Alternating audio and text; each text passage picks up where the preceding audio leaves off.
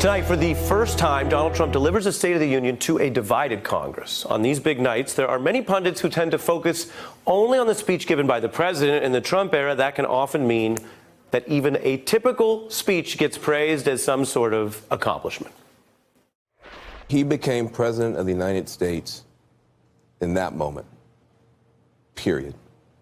There are a lot of people who have a lot of reason to be frustrated with him, to be fearful of him, to be mad at him.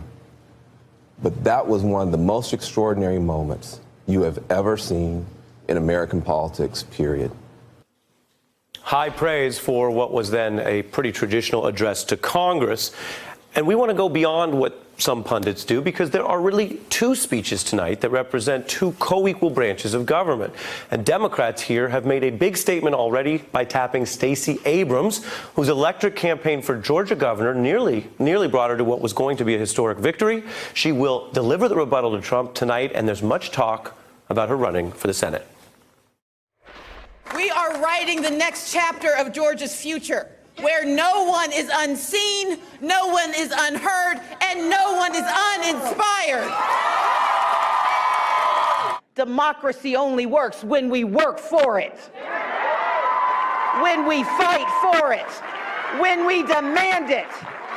We can show the old guard something new, and we can fight together for the good of all. That's the fighting spirit many are expecting in tonight's Democratic rebuttal. I'm joined by Elise Hogue, president of NARAL Pro-Choice America, Alicia Menendez, host of the Amanpour and Company show on PBS, host of the Latina to Latina podcast, and a contributing editor at Bustle, and Politics Nation host Reverend Al Sharpton, who also leads the National Action Network. Hello, everyone. Rev, you're sitting with me at our New York headquarters as we prepare for this night. The Democrats picking Stacey Abrams means what? I think it means that they are showing the other face that Donald Trump and his political crowd does not show, and that is women, a black, a victim, in my opinion, of voter suppression in her election in Georgia. And she represents the new America. We're looking at the new America versus the old America. And I think she'll be eloquent and forceful, and her presence itself represents some of the political as well as voting abuses that this president represents. Alicia? I think it means a few things. As the Reverend said, you know, there was some pushback after this last election about the fact that black women voters are the bedrock of the Democratic Party. They don't always feel that the party infrastructure, the party establishment has supported them in the ways that they should expect, given the level of support that they show to Democrats during elections. This, of course, is an indicator that they have been heard. Beyond that, I think Stacey Abrams' message is going to stand in sharp contrast to the president. She's going to talk about an America and an economy that works for everyone. I think she's going to poke some holes in the victory lap that the president intends to take around the state of the U.S. economy, specifically how middle class and working class Americans have not fared as well under this tax plan as America's wealthiest. Elise, take a listen to the preview we've gotten from a President Trump advisor saying this will be all about compromise tonight. The speaker went from disinviting the president to his State of the Union, to now needing to sit behind him and resist the usual raised eyebrows and rolling eyes and all. I'm very curious to see how she's going to react, sort of when she'll applaud, when she'll stand up. Discussing specifically the back and forth with Pelosi. Your views, Elise?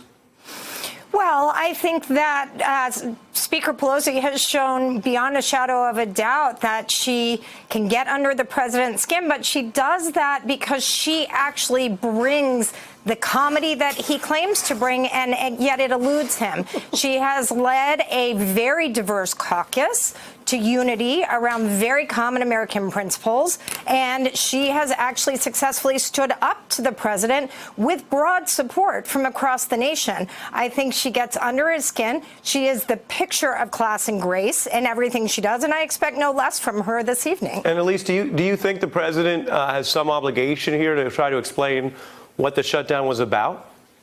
Oh, absolutely. I mean, I don't expect that he will. One of the things that we've seen is when he's in trouble, he tends to divert and deflect and throw red meat to get his base riled up. So we're expecting that from him. But I think that, as Alicia said, we're going to see a sharp contrast, not just from Pelosi's demeanor, but from Stacey's response, where we are going to see the broad face of what America looks like on display from the women in the Democratic Party, and I think it's going to be appealing to people all around the country and across the aisle. Alicia, on the point about what Donald Trump's going to be looking at, I want to play a little bit of the very infamous Republican pushback to Obama when it was sort of the fringe part of their caucus getting loud, getting in his face at a speech. And think about not a false equivalence, but oh, we don't have it, I'm told, but y'all remember it. I'll just read it. I remember it. Obama said the reforms I'm proposing would not apply to those who are here illegally.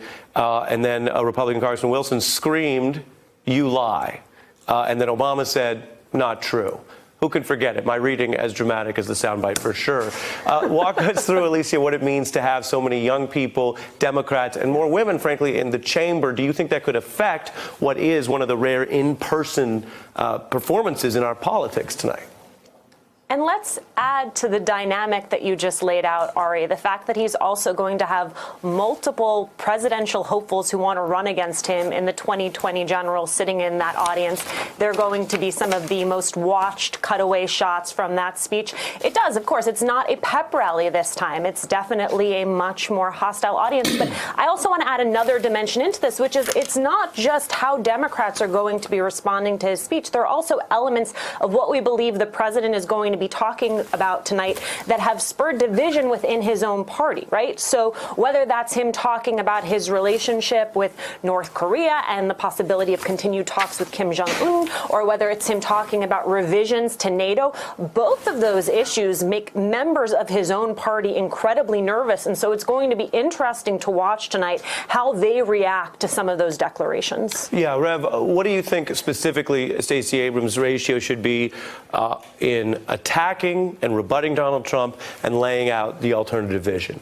You were someone who, when you ran for president, you were often accused of being all on the big alternative side, making your points and not always coming in and affirming what the Democratic Party should be for. You were thought of as a critic or an advocate. You could rebut me if I'm wrong. Does she do that, or does she position herself on par with the president with a vision for America? I think she has to do somewhat of both. I think that unlike when I ran and you're in Democratic primaries running against someone to get votes, she's not there to get votes tonight. She's there to, one, rebut what he lays out and say why it is not right, but also give a vision that is more in line with most of what Americans would want, that she represents, and I think what most Americans want in general. I think that the real test tonight, I don't think Nancy Pelosi, as has been said, is going to lose her grace and play in any juvenile way like the president. I don't know whether there'll be an outburst from any of the young members of Congress. The real question is, can Donald Trump handle it as gracefully as Barack Obama did? I think that you will probably have more of a test on how much President Trump can take than what somebody can give. I don't think he can contain himself. Hey, very interesting. Reverend Al Sharpton, Elise Hogue, and Alicia Menendez, thanks to each of you. Hey, I'm Ari Melber from MSNBC. You can see more of our videos right here, or better yet, subscribe to our YouTube channel below. You could have been anywhere in the world, but you're here with us, and we appreciate that.